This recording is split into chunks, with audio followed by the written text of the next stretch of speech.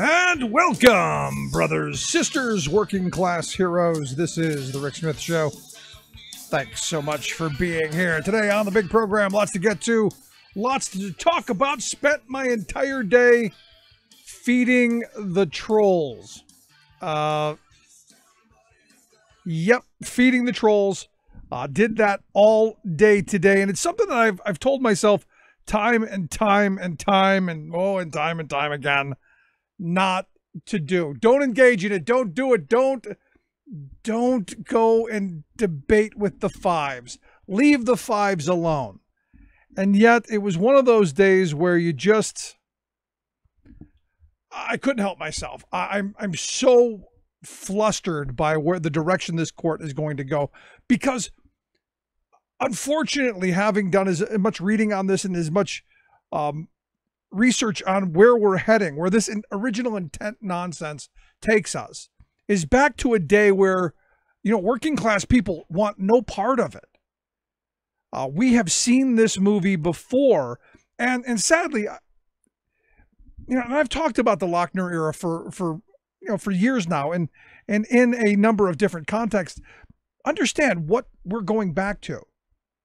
We're going back to an era where the legislative branch of our government can do nothing, cannot move this country forward, because the judicial branch is going to slap it down. We are now giving that branch, now remember, we're supposed to have balance of powers. We're giving the judicial branch extreme power, because they're going to slap down most of the laws of the 20th century. We know we're going backwards and fast. There are those who are saying that Roe's done. Roe's going to be, and I'm one of them. I think Roe is done within 2 years. It will work its way through the courts quickly. It will be done within 2 years. And where we're heading back to is those days where the legislature would pass, let's say, a minimum wage law, and the Supreme Court would say, no, it's a violation of liberty of contract. We would pass a maximum hour law. Say, you know what? We don't want people working in, I don't know, name the industry. We don't want them working 60 to 100 hours a week. And the Supreme Court would say, nope, it's an infringement on your ability to contract with your employer. Liberty of contract. Now they're just using freedom to contract. That's the language now. We use those words, liberty and freedom, as a way to exploit. Because you understand, working people don't get a lot of liberty and freedom. And you can go down the list, child labor laws, safety, you can go down the list of things that the 20th century brought us. And, equality being one of the big ones. That idea that under the Constitution, we're all created equal, that we all have the right to life, liberty, pursuit of happiness. And I know, pursuit of happiness, Rick, not guarantee. So the richer you are, the more powerful you have, the more money you have, the more political clout you can buy, the more happiness you get, because everything seems to go your way. And this is where I kind of got into a bunch of these arguments. And it comes back to the Janus case. Well, because everyone wants to correct me. Well, that, just because, the Janus case went the way it was, doesn't mean that unions still can't organize. No, that's true. They still can. But what it does mean is it means there are going to be a bunch of freeloaders mooching off the back of dues-paying members. And this is one of those moments where every right-winger who got the talking point from Limbaugh or Hannity or whomever they got it from, is their knowledge of it is about an inch deep. They actually believe that, once you say, I don't want to be a member, that you're not covered, that you're off on your own, that I have the right to do my own thing, when the law is very specific, that the unions have to, as a matter of law, represent everybody, whether you're a dues-paying member or not. And this is where the rub becomes. Because for the short period of time between now and when a lot of the destruction happens, you're going to have people who are free riding on the system.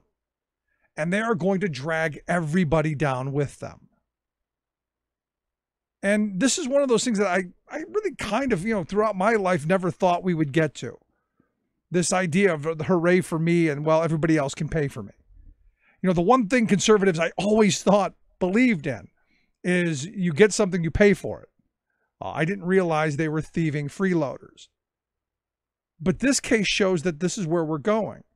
And there's no hurry to change the law. Because what they do know is, and this is the really nasty part of this whole thing. They've been preaching to their flock that this is about liberty and it's about freedom. And it's really not. It's about destroying your political enemy. It's about more for the very rich and less for everybody else.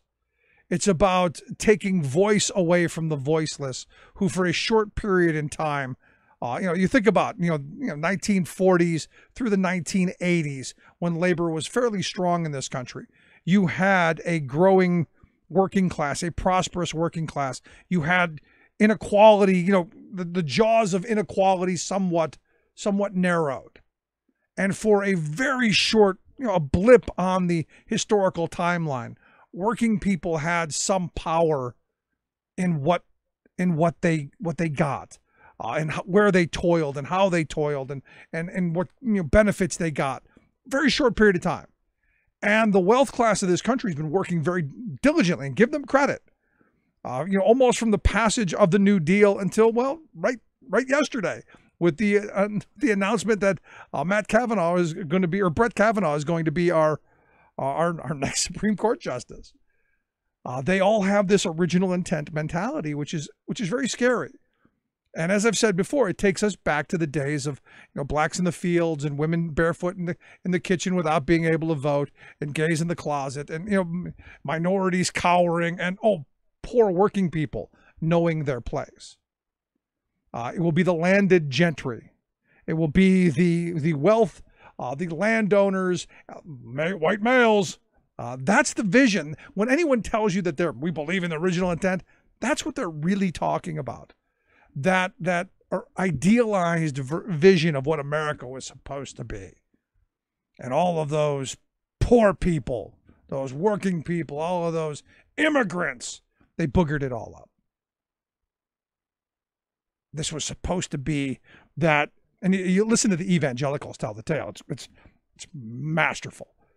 This was supposed to be the land of white men who ruled the roost, had all the power, and women bowed down, and children were seen and not heard. It's going to be great. It's going to be fantastic. It's going to be amazing. The problem is people got tired of it. And if you go back and you read the history of struggle, and look, it appears we're going to be doing it again. So you might as well dust off those old books if they haven't been burnt by your local church yet, and by your evangelical church, if they haven't burnt all of the history, and by your corporate sponsors who haven't rewritten all your history. We're going to refight those battles again. We're going to end up back in the streets again, only this time with a militarized police force. This time with crowd control tactics that not even Orwell could have dreamt of. Goodbye guns and microwave weapons and sound cannons and all of these things that we tested out wonderfully in Iraq. It's going to be brought right home, because every little podunk police department where I live in a small little town, they actually have a freaking tank. And you go, why does the police department have a tank? Good question.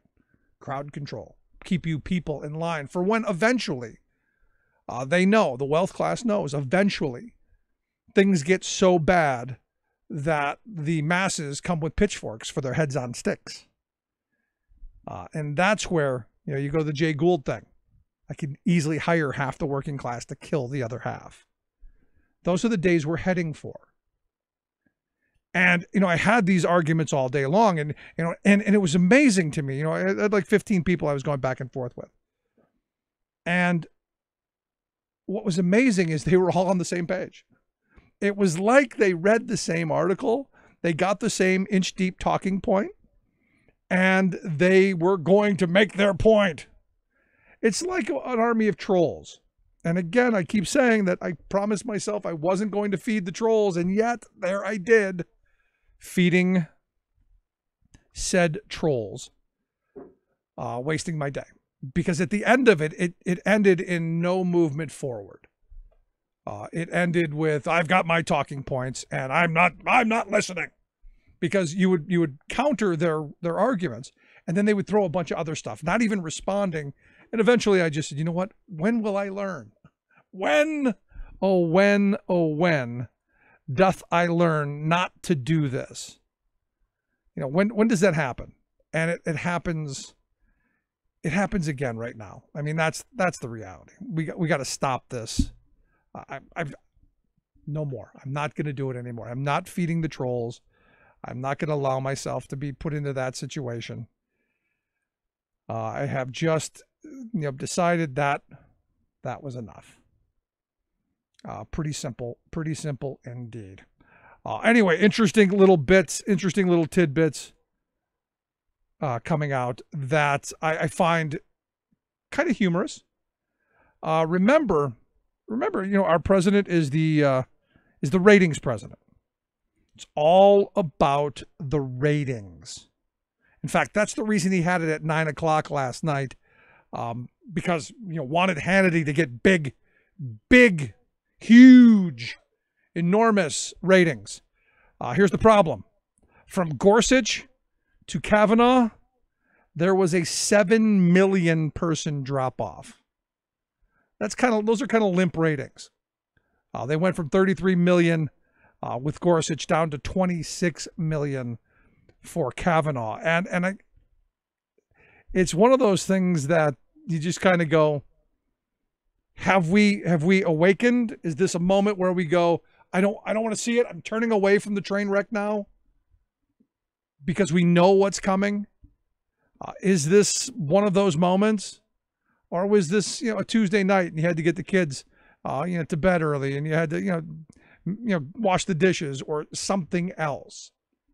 And is this, a country turning away from this president? Now, I did find it interesting that Mike Pence did an interview where it's one of those things. He was talking with, with Dana Bash, I guess.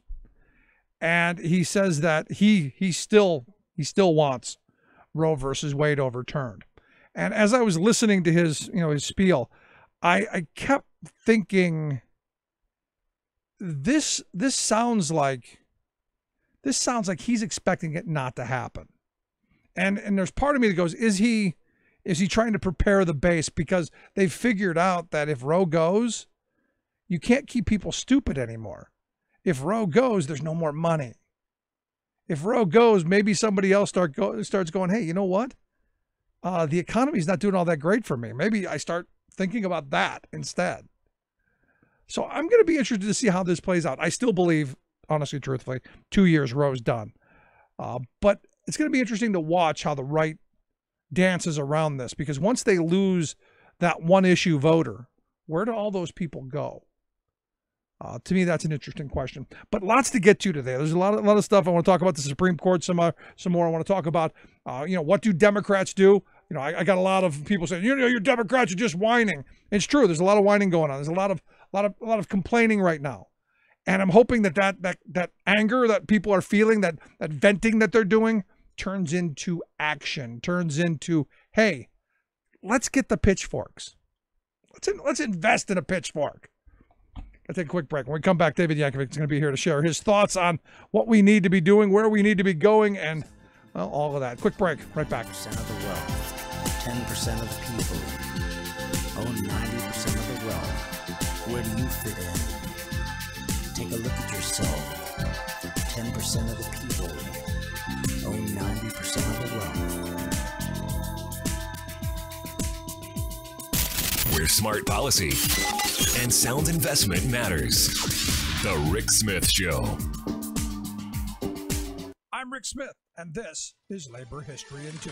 On this day in labor history, the year was 1918. That was the day machinist John Connolly was fired from General Electric's sprawling river works in West Lynn, Massachusetts. Firings of several more labor activists prompted 14,000 workers, 40% of them women, to walk off the job and flood the ranks of the IAM and the IBEW. The newly established War Labor Board emboldened GE workers. They looked to the board for help help in beating back yellow dog contracts and to organize bona fide unions. A metal trades council had finally been established at the GE plant in Schenectady, New York. Workers hoped to do the same at Lynn. After Connolly's discharge, GE managers fired another 14 activists 3 days later. As Joseph McCartan describes in his book Labor's Great War, thousands of outraged workers met the evening of the firings and determined there was nothing left to do but strike. The walkout began the following Monday. David Montgomery describes the scene in the fall of the House of Labor, writing, quote, "Early in the afternoon, Union sound trucks outside the building blared fighting songs and called to down tools. Within an hour, the GE River Works were empty." The strike lasted 3 weeks. In that time, strikers defeated attempts at arbitration, demanding the board rule on their behalf as it had done for GE workers in Schenectady. In October, the board adjusted wages, ordered reinstatement of all but 2 of the fired workers, and established minimum pay for women. It also ordered the election of shop committees. Lynn River Works was now 95% organized. Victory was short-lived, however. In the post-war period, unions at GE and elsewhere were summarily defeated in vigorous open shop drives across the country. Labor History in 2 brought to you by the Illinois Labor History Society and The Rick Smith Show. There's no one at home, it was cool. It was just all cool. Now it's over for me, and it's over for you.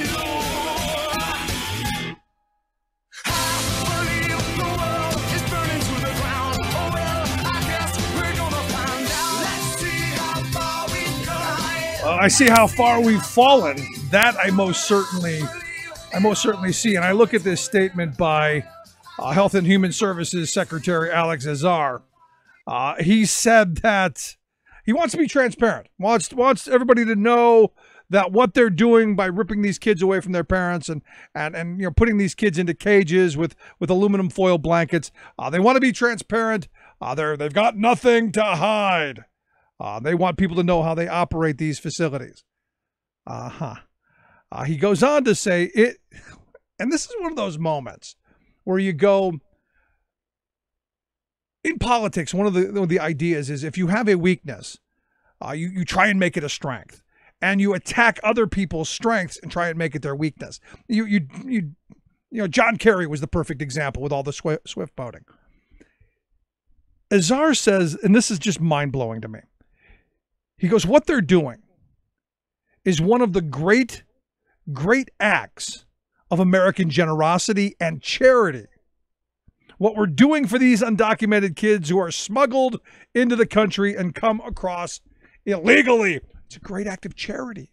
What we're doing is ripping them out of their parents' arms or ripping them away from people. It's an act of charity. I got to be honest, I question the definition of charity. Just literally mind-blowing. Anyway, here to share some thoughts on this and also maybe a little bit on the Supreme Court. I've asked our good friend David Yankovich to come talk with us. David, what do you think? Act of charity? I don't know. How much of an act of charity is it for a 10-month-old baby to not be bathed for 52 days, be covered in lice, separated from her parents or his parents, and finally given back? I mean, in my mind, that's not an act of charity. That's an act of child abuse. And they're committing horrendous acts of child abuse. And basically, the way that I view this, and maybe I have the unpopular opinion, but I look at this at the beginning of World War II and what the Germans were doing.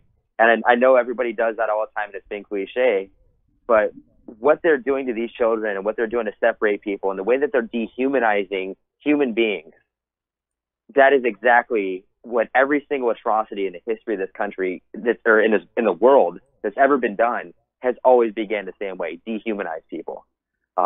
When you do that, you have things like this happening. His base thinks it's okay. Not only do they think it's okay, they love it. Yeah, definitely not an act of charity. A very horrible and shameful chapter in the history of our country right now. And I'm looking forward to reading the history books about 30 years from now when they just completely tear all these guys apart. I hope that's the case, because my problem is what happens if they win and this becomes the history. What becomes the history is we were so charitable to those those immigrants, and we were so charitable to them. And granted, we snatched their children away, and we sold them off and did all that stuff, but we did it with charity in our heart. Well, first of all, they're not going to win. That's another part of history. Walls fall, tyrants fail, and good usually overcomes. Not always, but usually. I wrote an article about the presidency of Donald Trump before Donald Trump got elected president. It was a hypothetical, basically, if he gets everything that he said on Twitter, what it would look like in this country. Yep, and in fact, we had you on to talk about that very article. Yep, and you had me on to talk about that article. And I read through it the other day. Someone brought it up to me because I'd almost forgot about it. And I was pretty dead on. I mean, it's not as bad as it could have been. And the reason for that is because so many people have stood up and said, no way. This is not happening. The resistance forums, these groups, the marches. I figured at the first sign of someone getting beat with a billy club, everybody would say, yeah, that's not going to be me and my family. But no, this country has a resolve and a resilience that is stronger than Donald Trump and the Republicans. It was stronger than Nixon. It was all the way throughout the back, all the way to the founding of this country. I really firmly believe that we are going to kick their asses. And it's going to happen in November, and it's going to happen in 2020. My fear is what happens after that, and can people get organized and come on the same side and keep fighting in 2022 and 2024, and also pay attention to the local races. I do think that nationally, I think we're going to win the House back. I think that we're going to take the Senate. I know we're going to take the presidency. Donald Trump will be a one-term president. I don't care what anybody says, if he's not impeached by then. The problem is are you paying attention to your city council? Are you paying attention to your school board? Are you paying attention to, the county commissioner, the tax collector? Are you paying attention to your state representatives, your state senate or assembly? All that matters just as much as the presidential election or just as much as congressional or senate. But we will win. We're going to. No, and this election is, I've been saying, look, I love the fact that there are people out in the streets. In fact, there were people out in the street across the country today protesting against Brett Kavanaugh's nomination for the Supreme Court. And that's great. We want that. I love the fact that people are out marching in the streets. But the important march comes on November 6th, when you march to the polls and you throw the bums out. That is an important march. I mean, that's two of three. We have to win in November, and I'm saying right now we have to show up. We have to put our differences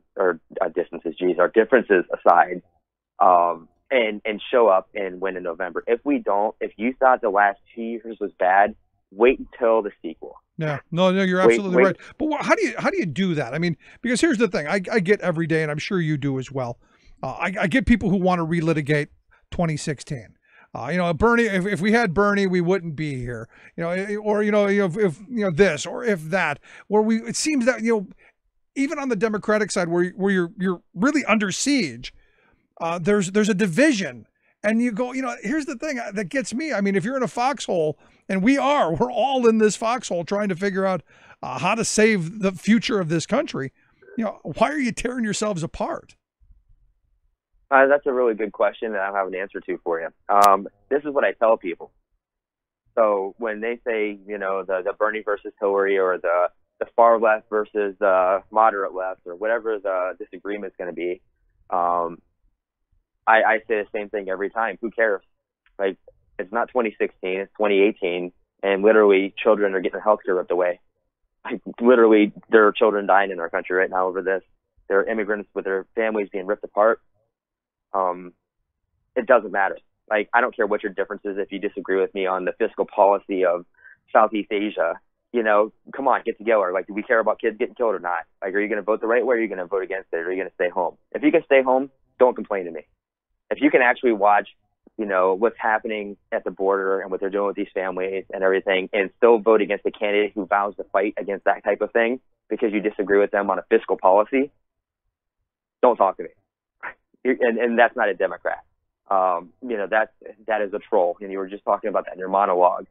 And another part of this too is we are being divided on social media by Russia with the ads that they're doing and stuff like that. And we're also being divided by the Republicans. They want us to be mad at each other. They use these issues to divide us and to get us riled up and everything. Like, literally, human rights is at stake. You know, the women's right to choose is at stake. Like, this is a time that is so, like, important that we come together. And if you're gonna disagree with a candidate over an issue and not vote for him and stay home in the face of all this, then I don't know what to tell you, but you don't have the right to talk to me about it or anybody. No, I go back to 2016, and I talked about the Supreme Court almost the entire year of seeing this exact scenario playing out, to where you get 2 original intent justices on the court, maybe even a third by the time it's over, and virtually every bit of the 20th century being repealed. And this is what we're looking at, and this is what's kind of concerning to me, because I don't think most people have read the history and understand where we're going back to. It's not, it's not the good old days of the 40s and 50s. No, where Trump claims he wants to take us back. No. We're going to go back well before that. And the desperation and the hunger and the mistreatment and all of that, we're going to make that stuff great again. Yeah, I mean, that's we're looking at this, and I remember you saying this on your show. Donald Trump campaigned talking about the court all the time. I got to put the judge on the court. I mean, he campaigned on it. We really didn't touch that on the Democratic side in 2016. We didn't talk about the Supreme Court in the way that the Republicans did. What Mitch McConnell did, and basically he did put Donald Trump into the presidency. And what he did in the terms of holding up the court and doing all that, it was, and I hate saying this, it was a masterstroke in treachery of this country. But it was something that they did, and we lost. We lost when he put the first nominee up, and we're losing again when they're putting a second nominee up. And if Democrats want to start winning again, if we want to start taking back some offices, we have to come together, and we have to put some differences aside. And you brought that up in your monologue again too today. The Republican Party, doesn't matter who you're talking to, they're like robots. They know exactly what their talking points are. If you go from Fox News, if you go to InfoWars, if you go to the guy, working at the hardware store, if you go to anybody, the local radio host, they're all on the exact same talking point. And I can always tell because I'll be talking to my family members who are Republican, and they'll start spewing something new. And I know that something must have came out on the news, and they got their talking point all the way through the base. The Democrats don't have that message or the organizational structure of that to talk all the way through their base like that. So while we're like spinning everywhere and arguing about everything and fighting, they're completely organized and marching straight down the lane at us. And they do see this as a war, and I've said this a million times, and they are winning. And the only way that we can win is if we come together and do the same thing, and that is putting the past behind us, putting, all the deceit and all the things that everybody feels and all the hurt feelings and all that, put it behind us. Kids are dying right now. They're trying to rip chip away. They're killing healthcare. Tonight, it just broke on CNN that Trump's slashing funding that helps people sign up for Obamacare. Like all these issues that are really going to hurt people. We got to put all the past aside. It's time to work on the now and figure out how we move forward. And the only way to move forward is if we all lock arms and get on one message. No, you're right. And strategically, we just talked about this over the weekend. They're temporarily halting payments to the risk adjustment program that they had simply because it's going to throw the system into chaos. They'll eventually pay it, but it's going to be down the road. It's going to be at a point to where the insurance companies have said, well, maybe we get this, maybe we don't. We've got to, in defense of getting screwed, raise the rates on everyone so that they get their talking point. And this is where the Republicans are brilliant. You got to give them credit. They're masters at manipulating all of the systems because they've spent millions and hundreds of millions of dollars on think tanks and people who think up all of the crazy stuff to do. You got to give them credit, I guess, on a certain vein of knowing just how to be good destroyers. Well, the thing I was thinking about earlier today, I was in a meeting. Like, we're going to get to 2024. And there's going to be a $5 trillion deficit or whatever the number is. I'd have to look it up again. But there's going to be a $1 trillion plus deficit 2024, and they're going to be running for president. Who are they going to blame that on? They're not going to blame it on President Trump and the Republican-controlled Congress in 2018. They're going to blame it on the Democratic-controlled Congress and the Democratic president in 2024. That is why they're brilliant, because they're able to do that, and they're able to find somebody to blame, because that's honestly what they've been doing for the last 100 years. find someone to blame, put it on them, and, usually it's a minority. I have this pinned tweet on my Twitter account that says, when your boss has had an increase of 937% income over the last since 1978, the average worker's only got a 5.7% increase. But the Republicans will never tell you why that really is. They just will, they'll blame it on a minority. They'll blame it on this guy's taking your job. You can be in the most Caucasian white area in the country, and you can talk to those guys, and they're like, yeah, they are taking our jobs. There's not even anybody there to take your job. And that's how brilliant they are at this. They have it from the top, middle, down, grassroots, talking radio, email, communications, fake news website, all of it, always working in complete concert with one another. And if we really want to win, we have to talk about corruption, we have to fight for women, and we got to come together. Yeah. And what ends up happening is you get the simple-minded who will throw out MAGA or, the Democrats are done, or, some jingoistic kind of language that makes them feel superior when they themselves are probably going to suffer just as much as anyone else. And that's the thing that gets me. And this is the struggle that I have, because I know a lot of these maggots. I know these trolls. I know these people who, when unions get crushed even further, their wages are going to go down too. When health care is slashed, their access to care is going to be lessened. When they cut, funding to the local school district, it's their kids who are going to suffer less opportunity. And I go, where's this disconnect? How do you not get that? Well, once all that happens, they're going to turn around and blame it on the Democrats all over again, because our messaging isn't there right now. Like we don't have the wherewithal to fight back on it. That's the reason why we are where we are. That's the reason why we can't convince Republican voters that they're GOP screwing them, because they're so much better at it. Like literally, like if you're a white working class guy going to a factory job and you wake up in the morning, the first thing you check is your email. You have a chain letter. Then you're on your way to work and you're talking heads on the radio, the Republican radio. Then you get on your lunch break and it's on Fox News. Like they're completely saturated in the culture of Republican talking points. Everywhere they go, their friends, everything. And they're angry. And they're angry because all they do is they're watching this stuff on TV, and it's not true. And it's going granular inside of them. It makes them mad. So the only way that we beat them is if we talk about corruption. But we have to. I mean, I think I saw a poll that said like 80% of people believe that Washington, D.C. is more corrupt under Donald Trump. That's bipartisan numbers. Of course. But that's not. But that's the thing. It's like that's how these are the issues that we win on, and everybody, Republican and Democrat, is happy to say Washington's corrupt. But the Democrats have to tell people why, and they have to be able to sell this.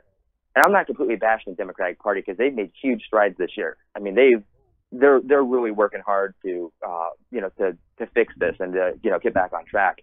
But we have to go a long way still. And last show I was on, I talked about the use of social media and meme warfare and that kind of stuff. But it goes even deeper than that. It goes, all the way through Congress and the representatives all the way down. I mean, they have a unified message. And the Democrats, I can't even tell you the national party's message. I can't tell you the Senate committees or the House committee. I can't tell you state party messages or brand. I mean, for them, here, I'll ask you, Rick, what are the three things that Republicans want? They want small government, tax cuts, and God, guns, and gays, man. Yeah. And what do Democrats want? There's a lot about equality. There's a lot about opportunity. There's a lot of verbiage on fairness. But it's muddled. It's lots of words, and it's hard to understand. And in a time where people read the length of a headline, and it doesn't fit on a bumper sticker. Yeah. Because sadly, that's the society we've become, David. I mean, and this is where Republicans got that. This is where Trump is brilliant. I mean, if you watch his speeches, he speaks at about a third, maybe a beginning fourth grade level, so that everyone in the audience can understand. And I'll be honest, that's masterful. Well, I mean, but that's the thing, is this isn't who we've become. This is who we've always been. Well, I like Ike. I mean, like the slogans and those buzz phrases have always worked. The New Deal, like you have to put this on a bumper sticker. You have to put it in a way that the massive population will be interested in learning more about it. Yeah. We're not talking build that wall. You know, like, I mean, when you have these types of phrases that are very simple and very direct, you know exactly what it stands for. On the Democratic side, you know, we have to have those same types of phrases. And honestly, we're better at this. We have the smarter people in the country. We have the better comedians. There's no reason why we should be behind. We just have to get on a coordinated message, and we're getting there. But, you know, right now this Supreme Court fight, you know, this is one of those times where everybody's got to come together. Last question I've got for you. Especially. No, I'm with you. Last question I've got. Is there any way to stop that? Do you see any way of stopping Kavanaugh sitting on the court? Legislatively, no. The Senate's outgunned. The Democratic Party doesn't have enough strength to take it. The only way that we can possibly do anything is if we can pressure Republicans into not voting for him, and get all the Democrats to vote against it. And that's the only way we do this. And the way you put that pressure on it is on social media, you know, doing the same things we do with the protesting and showing up. The resistance can stop it. The Democrats in the Senate don't have the firepower to be able to do anything for it, but social media can. If you put enough pressure on them, if you fight enough, if you scream enough, if you get loud enough, if you show up and you march, then you might be able to do something. But the Democrats in Congress, the Senate, they don't have I don't think they have the firepower to do anything to stop this. Well, like I said, make the calls. Call your senator. Call all the senators, especially the three Democrats, Manchin, Donnelly, and Heitkamp. Also, Collins and Murkowski. Even your guy Doug Jones. Give him a yell as well. At least that's my thought. David, I appreciate the time, man. Great talking with you. Thanks for having me, Rick. Have a great night. You as well. As always, our good friend David Yankovich. Let's take a quick break. Right back. Stick around. Listen to the Rick Smith Show.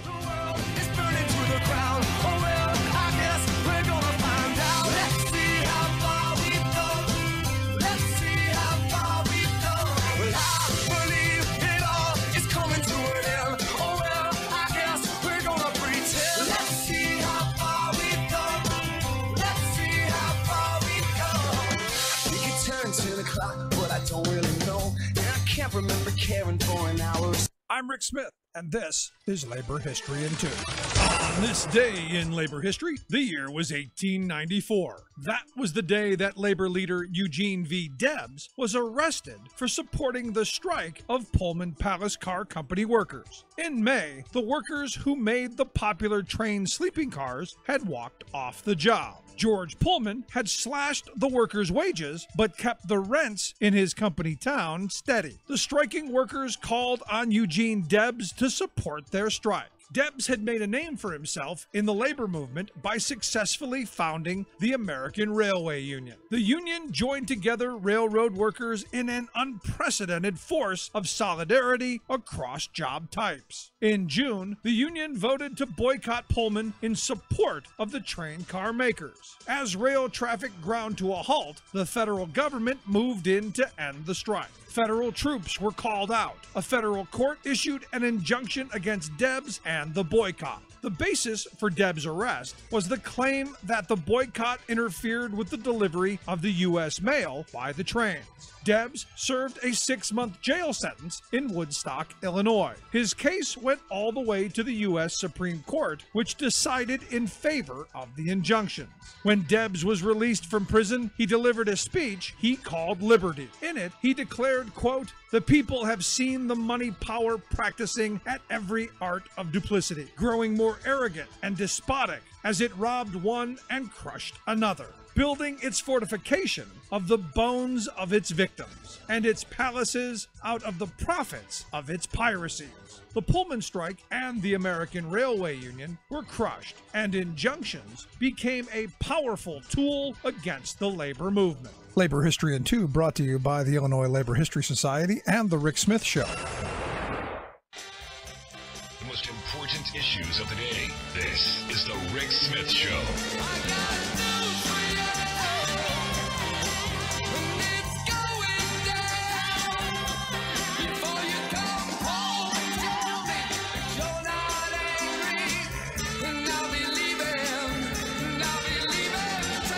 And speaking of leaving town, our good friend Luke Vargas, chief foreign correspondent for Talk Media News, he's leaving town, joining us from New York's JFK Airport before his long trip overseas to Russia and to the Baltics. Luke, thanks for taking time for us.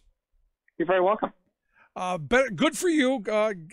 I'm glad you're flying there because I would want no part of it. I'm just transferring through. It was the cheapest flight at the last minute. If I wanted to go on United, I think it was like 4 times as much. So I bit the bullet. I wiped my hard drive on my computer so I can have a semblance of data security going through the Russian airport. But I will be onward to Latvia in about 24 hours' time. Good for you. Good for you. So what are you expecting?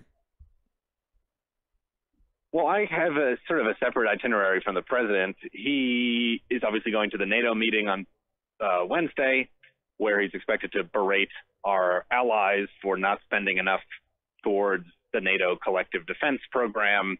It's worth pointing out they are not bound to any number. They had said they wanted to hit 2% of GDP for each of their respective countries on national military spending, but there's no requirement on how much you contribute into NATO. And even the U.S., though we do contribute a lot to NATO, the share of our military spending that actually goes to NATO, I think it's in the single digits. So, it's something you can come. Oh my God, the French airline, very loud.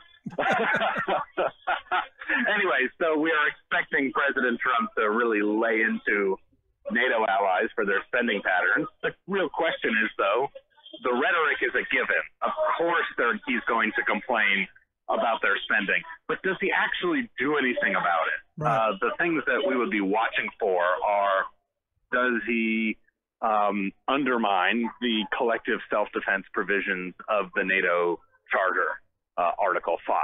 Does he shift U.S. resources out of these forward military battalions that were set up several years ago in the Baltic and Eastern Europe? Essentially, or do we cancel joint military drills? A lot like President Trump sort of bought into Kim Jong-un's argument that it was destabilizing for the U.S. and Korean militaries to be cooperating together. Does he buy into the same logic from Vladimir Putin that we should maybe stop doing drills in Poland because that's seen as a threat to Russia? So those are some actions that we would be looking to see. And finally, I guess one more I'd throw out there is, does he maybe hint that the U.S. might be shifting its military presence out of Germany? That is something that some within the Trump administration have long been thinking about, maybe shifting our military assets in that country elsewhere. So again, the rhetoric is a given. He will insult our allies, I'm sure, and it will be a very awkward thing to compare his words of criticism directed at them compared to his words of praise for Vladimir Putin. But does he go beyond that and actually reshape America's alliance commitments? That's what I'll be watching to see. Yeah, I saw today the EU President Donald Tusk tweeted out that the U.S. doesn't have and won't have a much better ally than the EU. He said, we spend on defense as much more than Russia and as much as China. I hope you have no doubt in this investment in our security, which cannot be said with confidence about Russian or Chinese spending. He also went on this other thing. You basically don't have a lot of allies. Maybe you shouldn't be screwing with the ones you have. Yeah, Tusk is exactly right. And there's more complexity that could be brought to bear here. I mean, it's worth pointing out, if the United States, instead of criticizing or just focusing on top dollar military spending, were to leverage, let's say, our military expertise, our training capabilities, our technological expertise, cyber resources, and say, look, maybe you don't need to spend more. We're going to help you find ways to spend better. For instance, across various smaller countries in Europe, you've got, 10, 15 militaries that are each spending a substantial amount of money to put out an air force, to field a navy, an army. Whereas maybe what you should do is, enhance cooperation and find a way so that every third country really spends a lot of money on the Navy and not only does that, but masters it. And then every third country focuses on the Air Force, or every fourth country has a big cyber investment. That's something the president could choose to do to get America involved with our allies. Instead, we're just hitting them overhead by just looking at the top dollar economic spending numbers, which again, to me seems probably like the wrong approach here. Well, I mean, look who we're talking about. I mean, honestly, there's a lot of deep thought, I think, that goes into this. No, I just want to know, what the president, at least in his mind, feels like these countries have done to be bad allies, other than not hitting some arbitrary spending limit. He just really is treating them as if they've done something wrong. I mean, and I guess maybe in his view, France and Germany and the UK deciding not to completely torpedo the Iran deal at the same time President Trump decided to do that could be viewed as some sort of snub. But, it almost seems impossible to me to really understand how we could – I get the kind of insistence on the spending targets, but to paint these countries as having really betrayed us as allies in some other meaningful way, I don't get what you could possibly be looking at to make that case. But the President Trump is making that case nonetheless. Well, I mean, this is a guy who, honestly, and even his supporters will tell you, he's somebody who values loyalty above all else. So, as you pointed out, they didn't go along in the Iran deal, which I got to assume during this NATO summit, they're going to be putting some pressure on these countries to ratchet up that pressure, no? They will. I don't think they're going to get any success on that. I mean, Germany, Great Britain, and France are pretty clear about the fact that they are going to work with the Iranians hand in hand to try and make sure or take whatever steps they think they can to limit the economic fallout of the reimposition of sanctions. That is going to be a difficult undertaking. There really is no way to reimburse Iran for all of the costs that it is going to incur as the U.S. and others stop doing business with them. But those three countries have been pretty steadfast in believing that holding up the Iran deal is the right policy.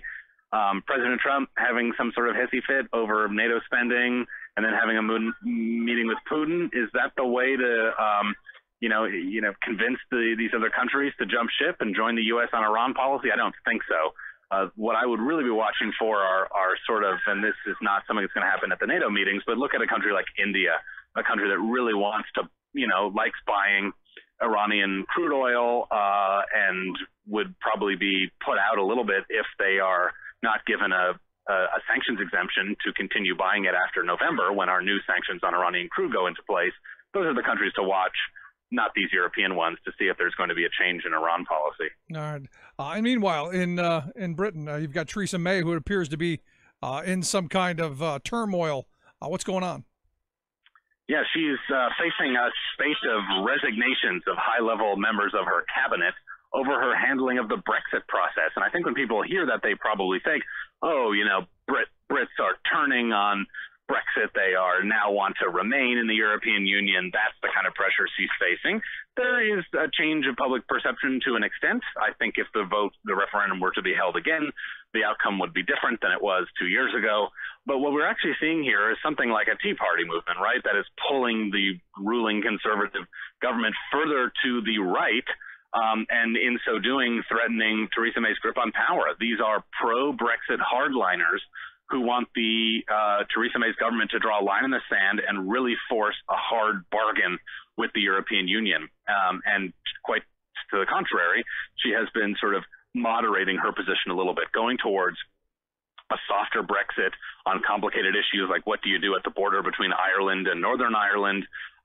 She has sort of capitulated and started to suggest that the UK might abide by European Union laws for several years into the future, if not indefinitely, in order to keep that border moving seamlessly. And that is, I think, indicative to some of these Brexit hardliners of surrender, right? They wanted to fully break from the European Union, get rid of all the things that tied together UK law and European law, UK tariffs and European tariff rules and things like that. And what they're finding is, if you want to keep all your promises from the past, you've got to compromise, but they don't want compromise. And so you've seen Boris Johnson, one of the best haired men in the world, along with President Trump, resigning on Monday, saying Britain is turning into a colony that's not capable of making its own decisions. And then the Brexit secretary himself, the man who's actually overseeing Theresa May's Brexit agenda, has also thrown in the towel, saying he doesn't like Theresa May's negotiating strategy. So she'll probably hang on to power. She's not going to get booted out while President Trump is in the country. But it would be an understatement to say Theresa May's sort of grasp on power is pretty shaky this week. So do you see her getting booted while Trump's in town? Do we see her? It would it would be sweet, right, to have her kicked out and Jeremy Corbyn thrust into power. I mean, that would be the ultimate, hardline conservatives protesting against their conservative leader and then putting a socialist in. That's not going to happen, I don't think. We saw one attempt at a no confidence vote come up Monday evening and it failed. They're a a vocal minority of the Conservative Party who don't like what she's doing, but they're not powerful enough just yet to be able to force her out of office. But it's hard to imagine the Brexit process getting any better for Theresa May over the next year. And next March is when Britain crashes out of the EU. So there's a lot of work to be done between now and then, and less agreement on exactly what Britain should be doing as the weeks go by. Yeah, the scary part of what you just said is just yet. Oh, yeah. They don't have the power just yet, but I fear they're moving in that direction. It could be. It's the dynamics are, on some degree, I think the pro-Brexit hardliners in Great Britain are even more willing than, say, the Freedom Caucus in the United States to make a protest vote against their leader and potentially cause that to, tank a broader conservative agenda so that they can say they stood their course. I think that can't be ruled out in Britain, that Theresa May might fall in precisely that way. Yeah. Let's take a look at Elon Musk. Evidently, he's investing in China. The big story today, gonna build a plant there. Is that because of the perceived trade war? Which, I'll be honest, I've been honest from the beginning. I'm in favor of the tariffs. I think we have to do something. But is this part of that? Yes and no. I mean, I'm inclined to say no, because you look at the rest of the moves here, and you really look at how Tesla intends to make its money. I think they make about the low double digits of their market share right now, or sales, are in China. China has a government plan to go 100% electric cars by the mid-2030s. If they get anywhere close to that, that is an incredibly large market for Tesla to sell its electric vehicles to. And so I just don't see the U.S. being able to match that. And the timing here certainly does suggest Elon Musk is fleeing the United States at a time President Trump is trying to keep businesses in the United States. And yes, they have raised some prices to try and cover the difference caused by U.S. tariffs in recent weeks. But I think this is much more about Tesla just doing what businesses do, which is pursue what's in the best interest for their bottom line. They see China as a market they want not just to sell their vehicles, but as a market where they have a lot of respect. And as such, they're also investing not just in manufacturing, but in research and development within China, so that country, that company gradually has sort of more and more of a Chinese identity as the years pass. That, I think, for Elon Musk is just good business. No, and what it is look, we've been hostile to the electric car industry. We've been hostile to renewable energy. We've been hostile to solar panels and wind and all of that. So why wouldn't you go? Yeah, I mean, it's hard to say that President Trump has created a landscape where, Tesla feels like it's very much at home under the current administration. So, and China, it's just not Trump, though. I mean, the Republicans all during the Obama years did everything they could possibly do to kill the solar industry and kill any renewables. So I'm not surprised on this. And finally, I guess a federal judge has said Monsanto can face trial over Roundup, the weed killer. Really? We'll see what happens here. I'm not under any illusion this company is going to really face the wrath of the criminal justice system. But it's an interesting case nonetheless. This is about 400 plaintiffs, farmers, as I understand, landscape architects, and other people who say that sustained exposure to glyphosate chemicals within Roundup have caused, I believe, non-Hodgkin's lymphoma in many of them through the years. Depending on who you ask, whose studies you look at, which medical associations you're partial to, there is kind of divergent opinions about whether or not these Roundup chemicals lead to cancer. The European Union has successfully tried to, through the years, ban the sale of Roundup in Europe with mixed results. In the U.S., it's going to be hard to imagine a big agriculture, a big chemical producer like Monsanto being squeezed out by, regulating members of the Republican Congress. That said, barring some sort of breakthrough where Monsanto really is held to account here, I think what I'll be most interested in is, what evidence did they produce in the case of the suit to show that these chemicals are 100% safe, and what kind of paper trail can we get on how that research is getting funded through the process of the lawsuit? Much like tobacco and some other things in the past, it's always fascinating what lawsuits show us about how companies justify their own decisions and make their own claims. And I would bet as we learn more about where Monsanto's scientific claims showing their products are 100% safe, we'll begin to see some patterns of of the think tanks and research institutes they support financially here. So that'll be an interesting trial to watch. No, you're absolutely right. And at the end of the day, Roundup kills stuff. So, I mean, I don't know that it could possibly be 100% safe. Sorry, just not buying it.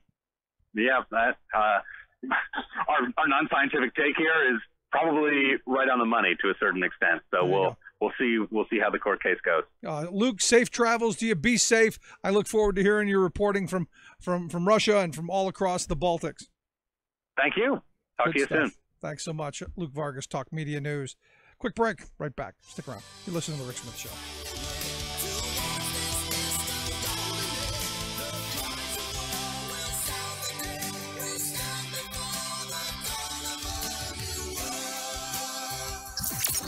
Radio of, for, and by we the working people. The Rick Smith Show. Waving the flag of freedom for people, not corporations. Rick Smith.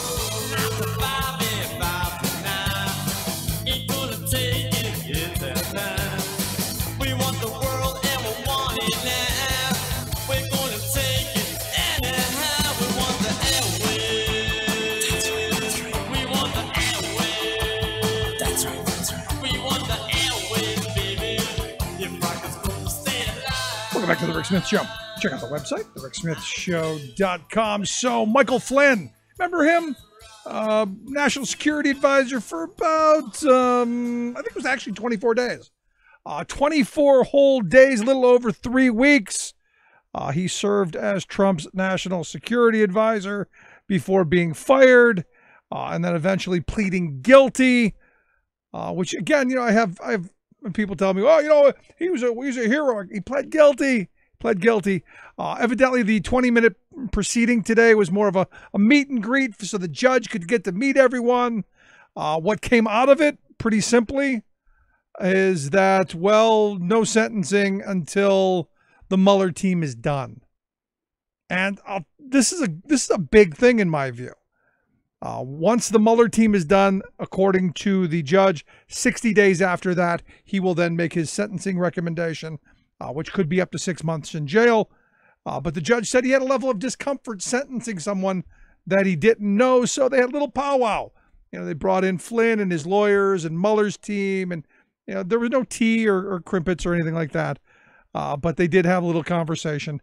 What this is telling me, though, Mueller's still getting the songbird to Tweedledee. There's still some singing going on. And the question is, you know, I guess if we see Flynn being sentenced, if he goes back to court, could that be the signal that Mueller's done and we maybe get to start seeing whatever it is that they've come up with? Could be. Could be. But could face up to 6 months for lying to the FBI. And I say good on him. Good luck in prison. Remember him? He's the guy who said lock her up, right? Lock her up. Yeah, there were people reminding him that today. Quick break. Right back.